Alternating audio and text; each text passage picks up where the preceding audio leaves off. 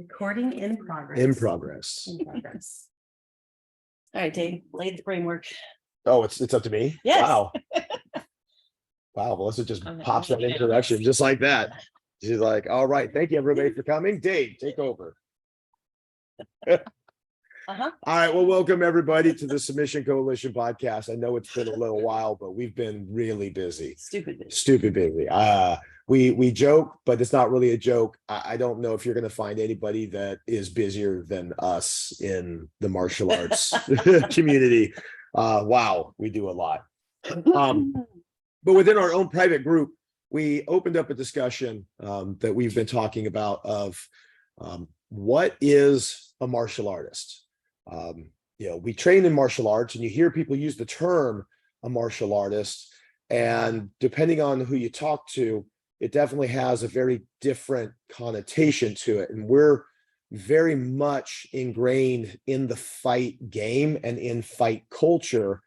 And so part of the other discussion, which goes into what is a martial artist, is then getting into the definition or the discussion of where does the separation begin to split between a fighter and a martial artist. I've made some posts before that a fighter is not necessarily a martial artist, and a martial artist is not necessarily a fighter. A fighter can be a martial artist, but doesn't have to be. And a martial artist can be a fighter, but doesn't have to be. So where does that split kind of lie? And how do you kind of know, or how could you tell perhaps the difference? We're also very big into like wrestling, folk style wrestling, for like high school wrestling and things of that nature. And for the longest time, and I've been a big, if I have my words correctly, proponent. It always sounds negative to me, but I've always been a big proponent that wrestling is a martial art. But yet, if 10 years ago, 15 years ago, if you talk to a lot of people, if you asked them, is wrestling a martial art? They just said an emphatic no. They would have said no. Same thing. If you talk to a lot of people and you said, is boxing a martial art? Most of them would say no. I think falsely, but that's ultimately our kind of discussion. So the first part I just kind of want to start off with is if I use old Google is okay. So martial artist and then definition. So according to Google definitions from Oxford Languages, okay, so that's giving me the definition of martial arts. I don't want that. I want artist. And I'm sure it's going to give you some really basic definition, like a martial artist is a person who practices martial arts. Okay, that's or it might be like somebody who studies martial arts or something Probably. Of that nature. Okay, so here's Urban Dictionary if you want to take what Urban Dictionary says. So they say a martial artist is someone that trains self-defense in order to defend themselves or others.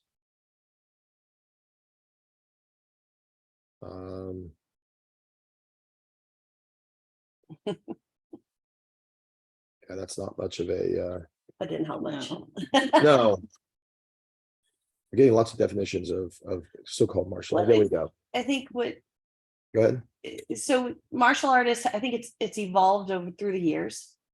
I think initially, yes, back in the day when martial arts was kind of relegated to, a lot of what people perceived as more the Eastern arts, Kung Fu, Taekwondo, Karate, all of that. Did you hear that little karate? Is this how this is going to be said? Yes, ma'am. Happy Mother's Day. I know. They call Melissa Day. Wow, way to date the episode now. I mean, when they're listening to this, it's not going to be Mother's Day.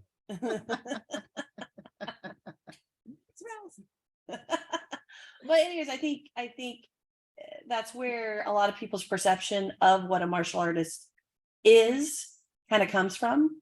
But I think it's evolved definitively. It's evolved through the years to encompass, like you said, wrestling and boxing and any of the combat sports. But I think, like you said, just because you're a fighter doesn't mean that you're a martial artist.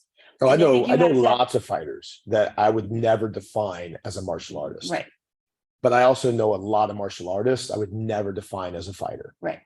I mean, so I guess that kind of steers the conversation a little bit more to what's the difference? What's the difference between a fighter and a martial artist? In my mind, I guess it's different because I come from a perspective of an instructor and a teacher and a mentor. I see more martial artists. Fighting is very selfish. I don't feel like martial arts necessarily can be. I think with martial arts, and I think a martial artist is more ingrained in the art itself and the propagation of that art, of showing other people the beauty in that art. Whereas a fighting is a very selfish endeavor. It's, you in the cage or you in the ring or, you on the street if you're a street fighter.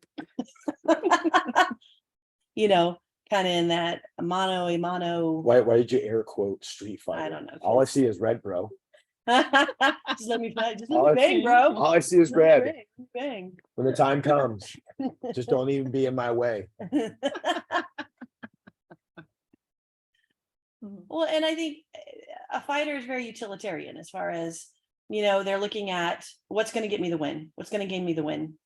Whereas a martial artist, I think you're going to learn the entirety of the art. So take jujitsu for an example. If you're a fighter, there's parts of the art that's not going to help you out much, necessarily. Whereas if you're truly looking at it from the all-encompassing art of jujitsu in, self-defense, in, jujitsu competition, all of that, there's certain techniques that are going to benefit you more in one than the other. And I think a martial artist is going to pay attention to it in its entirety, whereas a fighter is going to cherry pick the stuff that they can use. Right. Well, and that's where, for myself, I've definitely seen, because I've been training since 78. So how many decades is that? It's a lot. 4. Okay. And I've definitely seen a shift. And like right now, I'll be honest, I don't think the world values a martial artist right now. I don't think even practitioners in the martial arts value what I've come to believe what a martial artist means. Obviously, fighting, it's a martial art. We study how to fight. Okay, in what realm, whether it's guns, whether it's knives, whether it's no weapons, with weapons, grappling or striking. I mean, we study the art of fighting. Okay. But here's one of those things I put out there for a lot of people. Okay, so just because you study biology, does that make you a biologist? Just because you study engineering, does that make you an engineer? Does the simple act of studying something make you? I say no. I think in order to be an engineer, you have to not just be learning about engineering, you have to be applying engineering beyond where you learn into the real world. Because a person who only goes to school to learn biology, let's say you even get a degree in biology, if you do not actually practice the use of biology in the field outside, in your job or something of that nature, I would argue, yes, you were educated to be a biologist, but you never became one. I think it's a little different. People can study music, and this would sound weird, but people can study music, and yet it's also possible that they might not ever play music, Right. whether it's for themselves or for somebody else. You know, as a person who goes to school for engineering, I know a lot of engineers, more than a lot, who got degrees in engineering, but do not work in an engineering capacity. So would you say that they are an engineer, or would you just say that they studied engineering?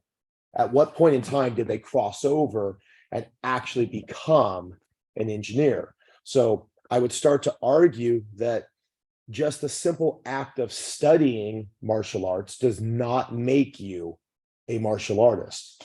So in that frame though, are you kind of with the martial arts, say, so I study martial arts, Yes. I teach martial arts, Yes. and I compete in martial arts. Yes. So where's the line drawn though? If you study martial arts, so you're on the floor, you're doing your martial arts classes, but you don't compete, you don't teach, you don't Right. apply it in any other frame, Correct. are you a martial artist or not? I think you can be, but I don't think that the simple act of training or learning makes you A a martial martial artist. You are gaining knowledge to be used. No, ma'am. I have the conch. Okay. Just because you're freaking out over some floaty thing in the air. Yes. Using my martial arts Okay. battle of pseudo. But just because you learn and train in martial arts or whatever it is, just because you learn it and you train in it, is that it? Is that all you do with it? Or does that knowledge then begin to permeate other avenues of your life outside of your training time?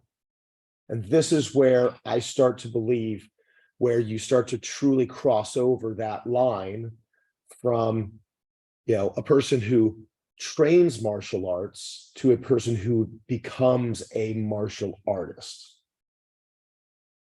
Okay. I can study music theory, but if I never play music, am I a musician? I watch YouTube videos all the time. I can't play a freaking note on my guitar to save my life, but I watch a lot of videos about music. I learn about things like syncopation and arpeggios and things of that nature. But because I can tell you what these things are, and because I've studied them, I am in no way, shape, or form a musician. So at what point in time does it transcend the act of learning to the act of applying and the act of doing? And that's where I think the definition of the martial artist, I think it goes well beyond just a person who studies martial arts. Because you can get, and this is where for me, like you touched on it, okay? So a fighter, to me, is an individual who competes, okay?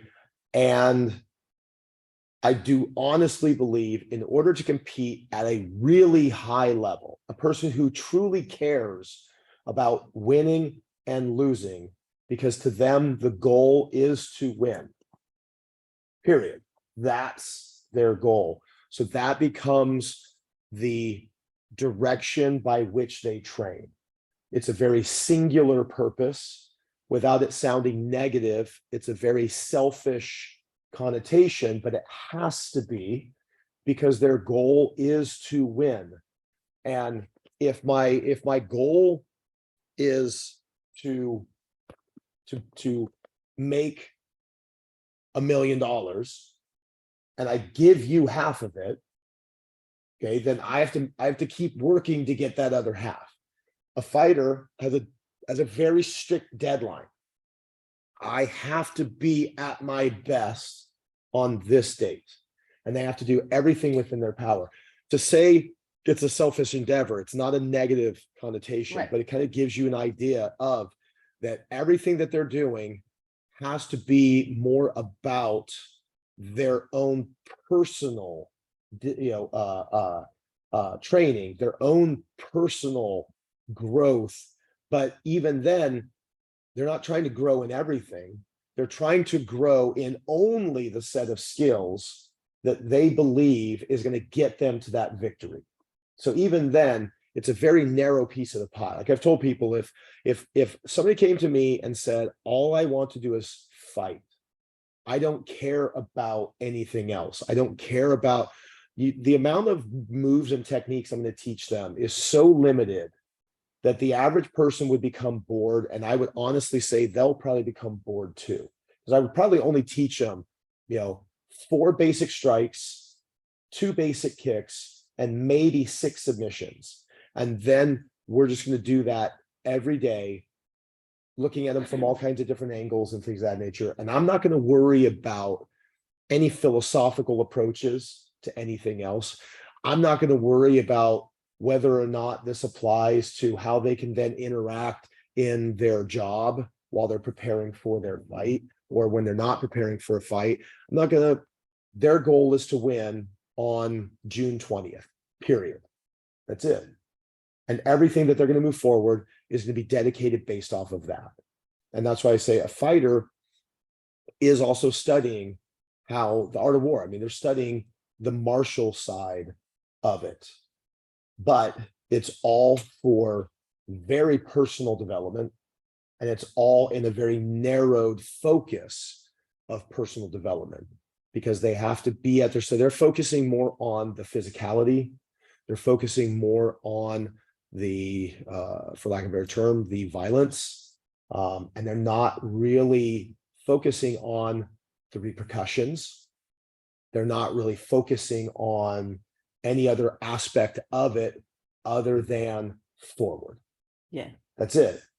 Whereas I think a martial artist begins with, when they first start, I think a martial artist begins with the art side. They begin with, hey, look, I'm learning how to punch, I'm learning how to kick, I'm learning how to do this, I'm learning how to do that. And with an instructor, we're helping to try to guide them. In most cases, they don't realize that they're learning a philosophical aspect to it. They don't realize that we're teaching them life lessons of how we can take something from here on the mats and translate it into how it's going to help them on their homework. They're not comprehending that side because in the beginning, they're only looking at the physicality of what they're doing. They're not necessarily looking at the totality of everything they're doing. And then as they get into it a little bit more and they get a little bit older, because it's a concept that most of the younger kids, I think, struggle with, then they get older, okay? And then as they get older, they start to put puzzles together and go, oh yeah, when I was doing this, I'm realizing now that that same work ethic is helping me over here and over here and over here. And so I understand now that by doing this and really pushing myself, even if I don't have a competition coming up, this push is beneficial to me in other walks of life. So I'll continue to push, even though I don't have a fight on the horizon. How many fighters do you see disappear in between fights? Oh yeah, all the time. Okay. Because they don't have that tangible goal, that carrot that's dangling in front of them. I think the real martial artist continues to train even though there is no fight, whereas the fighter only shows up when it benefits them and disappears when the benefit is gone. We can say just within our own team, there are some certain people that when their fight is gone, they're gone. They use the words team, they use the words everything else. They use these things quite often. But when they don't have a fight coming up, they do not give back their support. They give their voice, but they disappear. I mean, and we could name off probably at least 4 names of people who aren't with the group anymore that fit that bill. When it was time for them to pull from the team, they were here, but they were here for themselves. And then when their fight was over, they disappeared, and you'd only see them responding to messages and things of that nature, but putting in that work in between. Okay.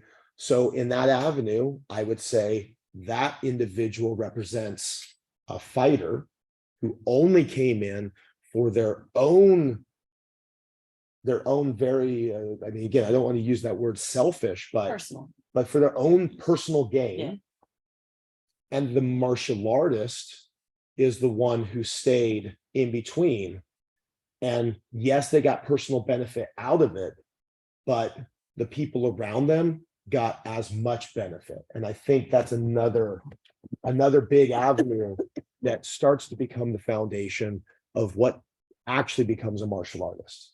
I think a real martial artist trains for as much personal development as they do for the development of the people around them, because they realize at that point in time that the development of yourself is fantastic, but I think the giving back part to the people around you, and that's where, like I say, you see some of these people when the fights are coming up, and we can go back and you can literally look at the history of certain past members of the team.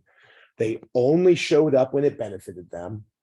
They disappeared when it didn't benefit them.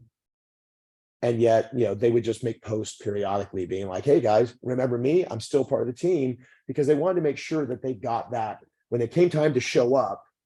They wanted people to invest in them. The fighter does not invest in others. The martial artist does, even sometimes at the detriment of self. So I guess, and you can chime in anytime you want to. You're doing such a She's great like, job. I'm just like spectating on this shit. This is pretty awesome. So flipping the script a little bit and going more on the instructor side. Okay. So based on that, which Yep. I 100% agree with, Okay. are all martial arts instructors martial artists? Because you are giving back. Well, I don't think it's a requirement to be an instructor to be a martial artist. Now, to your point, I would say no. And here's how I would start to define it. As we've gotten deeper into this, we've started to realize, and this might be a shock to some of the people listening, especially to my friends in Australia. Not everyone who owns a martial arts academy trains in the martial arts. This is true. I mean, mic drop. I mean, that holy cow, Yeah, that blew me away. we went to a seminar for martial arts school Business owners, owners. and we expected it to be all martial artists. We were actually in the minority. Yes, that the majority. Yes. Own these schools and hired martial artists. So here you have people that own, a lot, like 80% of the group, Like 80%. where are we? And we're talking with them when we're like, okay, so what art do you train? They go, I don't train. I own the business and I hire people. Yeah, I bought the business from Okay. so and so, or I knew somebody who owned one, and I thought it was a good business plan. So So to see it just as profit. Right. versus- yeah, Right. So ultimately speaking, and that just starts to get into, one of the things I've always struggled with. Okay. So I've been a person who trains, I still train, you're actively training. I don't think that ever goes away. You're always training to get better. And then again, I believe that the evolution of the martial artist becomes, or I think that the real tipping point was when they make that crossover and it starts to then say, I'm doing this also because I see benefit of this to others. to other people.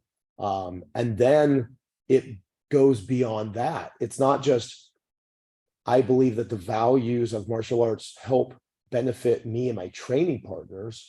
But then when you actually look at the people who I would put into the realm of martial artists, actually also push into their community beyond just their school. Yeah. And it pushes heavily into that. You watch them reaching out and doing a lot of community service stuff with other programs that have nothing to do with the martial arts, because they see the value. They're not doing it because they're trying to get more members and they're trying to make more money. I mean, hell, if we look at that, it's one of these things, and again, it's going to blow minds of people who are listening, but most martial artists do not see their school as a business, which is why most martial arts schools fail. Yeah. It is exactly the reason. First go around was disastrous. Like we lost our ass. Okay, so let's put it in. So I put a post out the other day saying I've been teaching for over 20 years.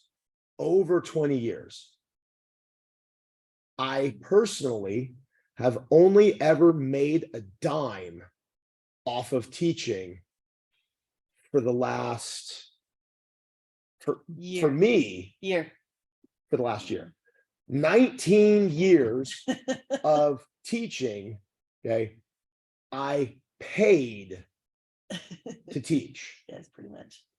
Not just I paid my tuition to No. teach, I paid to keep my school afloat.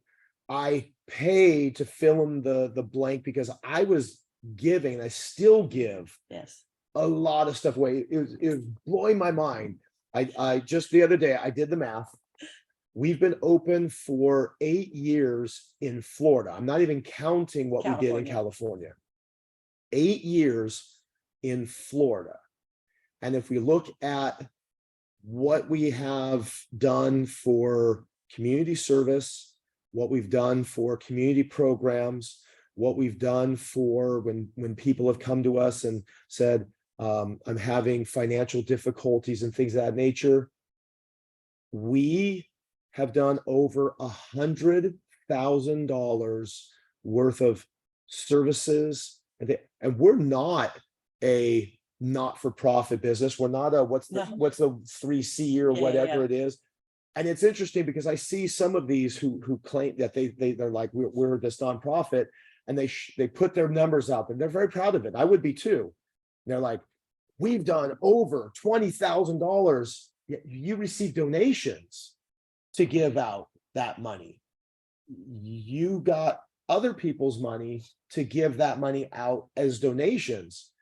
We have taken money out of the academy from, at times where we were only breaking even for most of our, actually not even breaking even. I was working a second job to pay $500 a month or $1,000 a month, whatever, to fill in the blank of whatever the academy couldn't cover.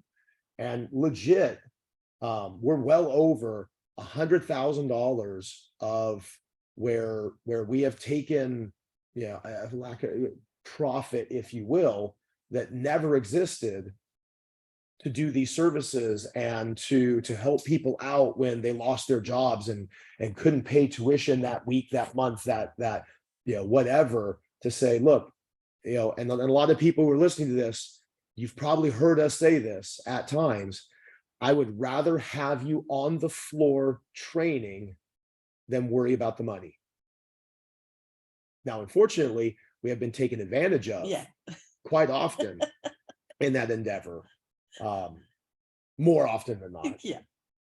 But it boggles my mind to think that, in this, because I've always struggled with martial arts as a business. I've always struggled with it. Yeah, we learned after the California fiasco that when we opened this one up, that I had to pull Dave out of the money side of it, because he has a hard time charging.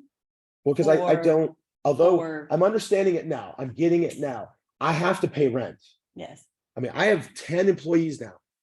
So again, it took me 19 years of running my own academy, paying my rent, paying my insurance, paying all this stuff, between Melissa and I running every class that we ever did. It took me 19 years to make $1. Okay. And yet now here I am. I have 10 employees that are making money from day one. They are being paid to teach classes. They're being paid. Took me 19 years to get that. And here we are. These are not even academy owners. These are not individuals of that nature. And it makes me feel really proud that it took me 19 years of running our own place to even make a dime. Everything always went back into the academy or literally paying out of my own pocket. And here we are now, took me 19 years, but we have 10 employees who I see the paychecks. I joke with Melissa right now. I'm like, most of the people here make more money than I do. Pure and simple. Most of our employees make more money than I do from the academy, and we have 10 employees. I mean, it's incredible to me. I mean, now sometimes, I mean, I also laugh with Melissa. I'm like, I still work a part-time job. This is what makes most of this possible, because then that keeps me from having to worry about the money. Yeah. That when I see, and it makes me really happy. I mean, again, we have 10 employees, and when we're drafting their paychecks, and then I know what paycheck I personally pull from it, and I'm like, I know, we're putting in 80 hours a week, easy. Oh yeah. And it makes me feel good to see that they didn't have to go through that 19 years. They didn't have to open up their own places to shell out their own money just to help develop other people. Things of that nature. It's, Well, and I think kind of circling back, I think that is a key component right there to kind of the next level martial artist, is that you're giving, you're developing other people. You're putting your martial arts knowledge and business knowledge and all of that, and you're putting that into the next generation. You're Right. putting that into people coming up and developing people coming up, so that then they can impact even more people. right.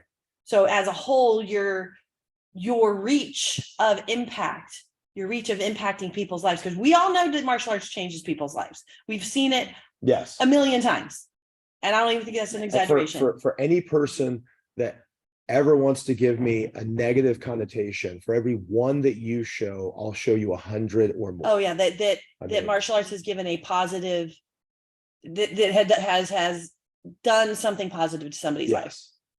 That- Regardless of whether they fight. right. I mean, just the act of, of doing it.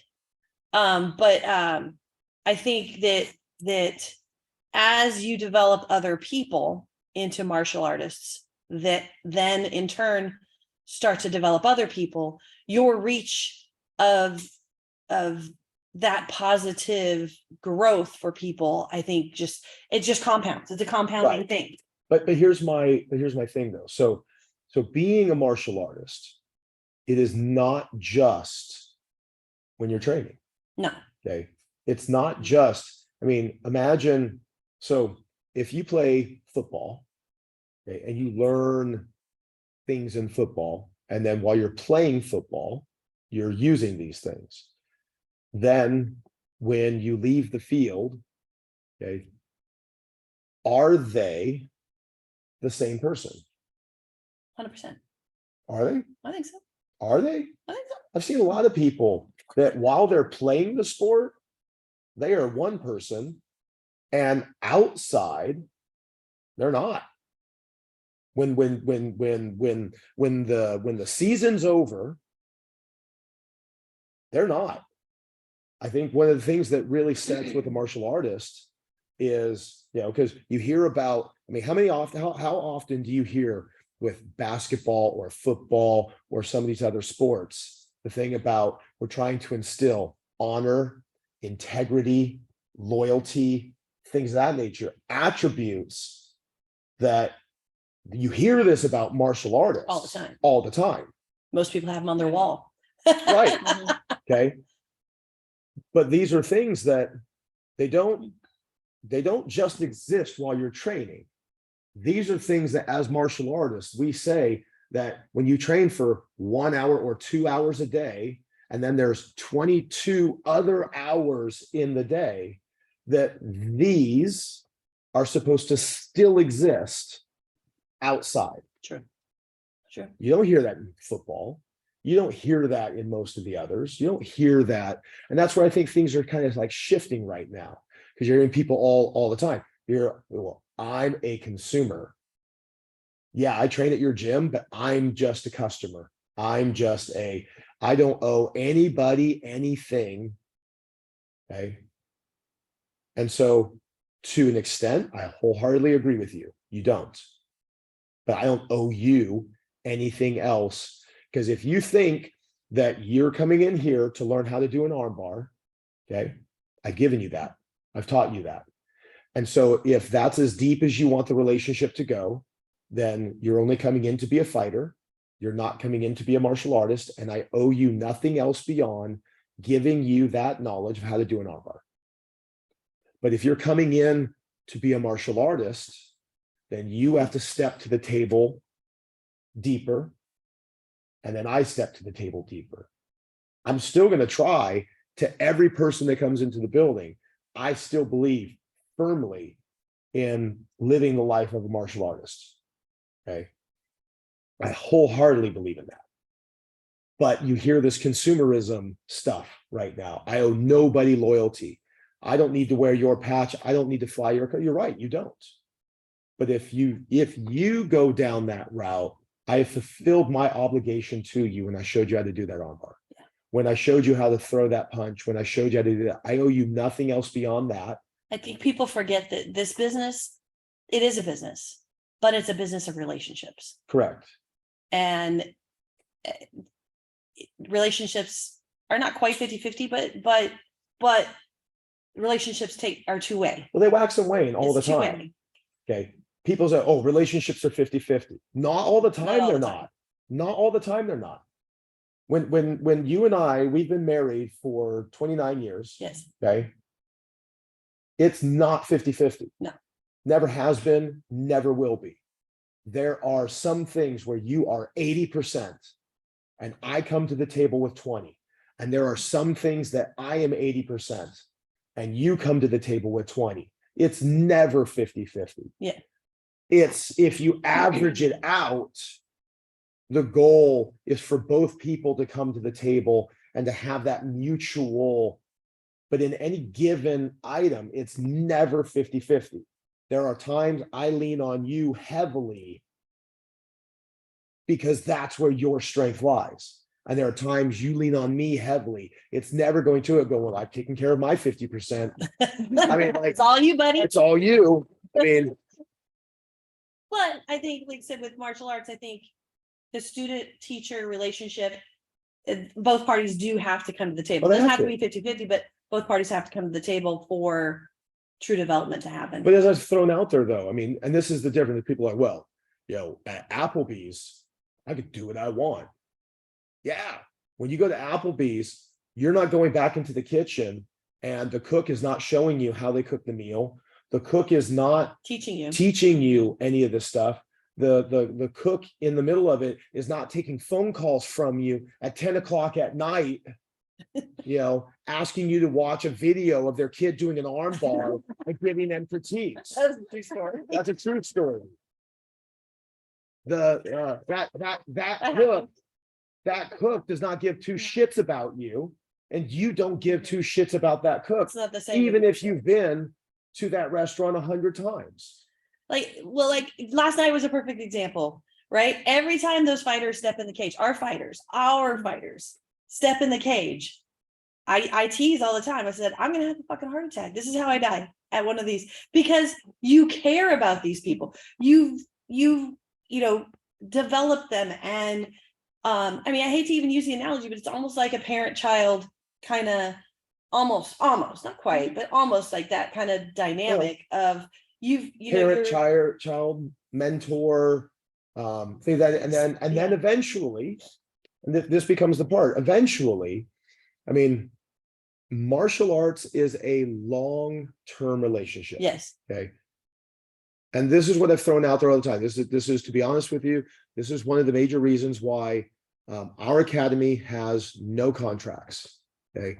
And I wholeheartedly say this, and I wholeheartedly believe in it. If you are training with us and you, for whatever reason, don't like it here, you don't value it here anymore, leave. Agreed. I won't stop you or whatever. But at the same time, if you don't like it here and things of that nature, don't continue to come through the door, eat up our resources, eat up our time, and not come to the table. Because if we're going to be together, I mean, for us, on average, a blue belt's 2.5. That means when you're getting into your purple, that's 5. Okay. Show me anybody that you have invested that much time into, 5 years for a purple belt, that if you do not have a relationship at that moment in time, and again, we're not talking 50-50, things of that nature, because again, it waxes and wanes. It always waxes and wanes. But if you haven't developed a relationship in 5 years, that means something more to you than just, I'm paying you for a service. I'm paying you for service, or I'm only going to you because I want to use your resources and I want to take from you. Why are you there? I mean, literally, why are you there? There's other places that you could be. You've been at a place for 5 years. So what are you doing? I mean, relationships are the foundation to me of what makes a martial artist. Yeah, agreed. It transcends, it actually becomes the largest portion of it, above and beyond the technical prowess, above and beyond learning a movement or something of that nature. The relationship becomes more the foundational definition of the difference between the fighter and the martial artist. Because I know of a lot of fighters that, like I said, they're only there when it benefits them. And when it doesn't benefit them, they go. That's why we don't have contracts. Okay. But if you are there, and if you consider yourself to be a martial artist at all, then you have to come to the table. You cannot just walk in the door and eat up resources and think, okay, well, what I'm going to do is I'm going to go to Dave and Melissa, and I've been there, but I'm just going to go eat up and go, hey, give me all your contacts, because we think we have a relationship together. Give me all your contacts. Let me develop myself up underneath as a selfish endeavor, and not also promote you as the academy, promote you as the instructor, promote you as the mentor figure in there, while I'm trying to promote myself. That's another big difference. Most of the fighters tend to be me. You don't hear about promotion of training partners. You don't hear about promotion of the gym or the academy or the coaches or the like. What you hear is, I fight alone. When I step in the cage, I fight alone. I've actually seen some posts on that, not that recently, where people are like, man, it don't care. I owe nobody loyalty, because when I step in that cage, it's me, myself, and I fight by myself. Disclaimer, we're not necessarily talking about our fighters. Oh, no. Our team is pretty rare. No. I'm telling you guys right now, our active group of fighters, I think, is an amazing group of martial artists. Yeah, 100%. 100%. Our active group of fighters right now, okay, I think they really show what it's like to be a fighter, okay, using martial arts at its main expression, which is combat, but yet at the same time, watching them develop as martial artists. Yeah. Watching them give back to each other. Yeah. Watching them literally help each other out, develop each other, and take it well beyond the me to the team. Yeah. Agreed. And so, I mean, our group right now is probably one of the most incredible groups of fighters that we've had, martial artists that we've had that fight. Like I've told people all the time, Dark Wolf is not a fight academy. It is an academy that's willing to fight. There's a difference. Yeah. We're not about just, well, if we fight 100 times, maybe we'll win 1 or 2. We're about the development of the person. We're about the development of ourselves. We are martial artists who still actively train every day. We are still martial artists who try to exemplify the ideals of what it means to be a martial artist, whether we're in the gym or outside the gym. And we see that being represented within our fighters, our active stable of fighters. I can't say that of all the fighters we've ever had, that's the case, because it definitively is not. Yeah. But right now, our group is amazing, solid. Solid. It's a solid team, and it's a team. Correct. It's not a group of individual fighters. It truly feels very cohesive at this point in time. Feels very cohesive and it's so you and I have talked about this quite a bit. So we've been students, we've been fighters. Still at the time, I was talking to somebody the other day that when we go into competition mode, we have to enter fighter mode. And at that moment in time, I have to be very selfish about my training. Right. So when it's my time to train, I am about me. Like when I'm rolling, I'm getting mine. When I'm rolling, I'm making decisions that put me in the best position. I'm making decisions that put me into a position to win. But this is my competition training. This is my time. And then when I'm in instructor mode, it's all about you. It's not my time. It's your time. It's me putting into you. But when it comes time to get ready for competition, rightfully so, my comp time is my time. Don't waste my time when it's comp time. Don't, and don't complain when it's time for me to be working on myself that, I was trying to ask him questions about how to do an arm bar. And I'm like, dude, we can do that later. Right now, let's go. But I lost my track. I don't know. I did too. but okay, stop. But we've been students, we've been fighters, we've been competitors. And I do think there's a difference between a fighter and a competitor. We've been competitors, we've been business owners, and we've been instructors and the like. We've played all of these roles. But one thing has always remained true, and I've always believed this. At nowhere in any of that time period have we ever diminished our mentors. Have we ever diminished the role of our instructors? Have we ever diminished the role of the people who have helped us out? I mean, and they have ever been like, this is all my work.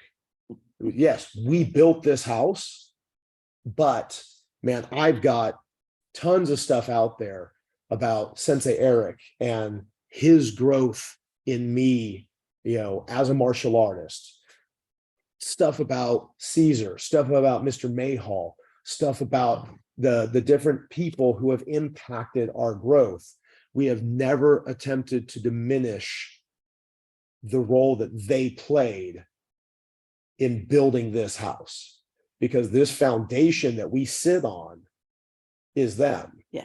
We built the house that went on top of it, but ultimately this foundation, the only way we're even standing on this foundation is because of those that came before us. And that's another big difference. The martial artist is very much embracing that side of it, because I've always felt that as a student, it was my duty, my honor, and my responsibility to promote my instructor. And as an instructor, I've always felt it was my duty, my honor, and my responsibility to promote my student. At the end of the day, and I still believe this, in a win, it is a coach's responsibility to say, you won, amazing job. You won because you did X, Y, Z. And I also firmly believe as a coach, as a whatever, that in a loss, that is the coach's responsibility to say, you lost because these are the things that I could have done better. Now, on the same side, in a win, I believe it is the fighter's duty and responsibility to say, I won because my coach, my teammates, yada, yada, yada. And I believe that also in a loss, it is the fighter's responsibility to say, I lost because I could have done this, and could have done this better. It's very interesting when you look at each one, how in a win, they point to each other, and in a loss, they take that personal responsibility. Yeah. Again, that's something I think that is kind of missing right now. There's a lot of people, that as they're coming up and they're getting opportunities, you hear me out of their voice much more than you hear how the team helped them. So as we're wrapping it up, Shauna, we've been bogarting the whole thing. I'm you just ha- taking all this in because this is a learning experience for me Yeah. too. But no, I definitely agree with everything you guys have said, and I feel like it's that impact, that difference when I walked into the gym and I said I wanted to learn, how to fight, but at the same time, I did it because I was shy. I was not a confident person, so I felt like I went in there with that mindset. Right. And so I took everything, the training, as like, okay, I'm getting confidence, I'm getting this and Right. that, and I took that and wanting to portray that to other people. Well, and that's how it begins for most people. When they first walk in, they're walking in to learn how to punch, how to kick, how to do whatever the art is, which it begins with the martial side of it. The martial side is the gotcha. It's the side that gets you started, and then it pushes into what the most martial artists are in it for a lifetime. Most fighters are only in it until the opportunity to win disappears. Right. And then when that opportunity disappears, so do they. And that's another, for me, that's another big major factor between them. As I said, the martial artist is in it for the long haul. It's, I win today, I lose tomorrow. Oops, I'm not in the physical capacity to even be competitive anymore. But that doesn't mean that the training stops, and that the drive stops, and that the lifestyle stops. Whereas the fighter, only while the carrot is dangling, is pushing hard. And when the carrot's gone, so are they. And I think that's a very easy way of looking at kind of the difference between a fighter and a martial artist. And then there's the definition between what a martial artist is versus musicians do it similarly. I think it's what makes them a musician. It transcends the music beyond just I play notes. It transcends into that. To us, the arts are just our instrument. It's how we play, it's how we interact, it's the language we use. For a musician, music is the language that they communicate with. But just because you play music doesn't make you a musician in my mind. Just because you can play notes doesn't mean that you're a musician. Just because you went to school to become an engineer doesn't make you an engineer. I mean, we can take this through everything in life. And I think it's when you take that and then apply it beyond, that's when you transcend. That's when I think when a person who plays music becomes a musician. That's when I think a person who paints, things of that nature, becomes a true artist. I think that's when it transcends. All right, guys, we got to wrap this up. We got a class starting in like 2 minutes. 2 minutes. All right, that was awesome though. All right, see you people. Bye. My peeps in Australia, England, I got you. Mhm.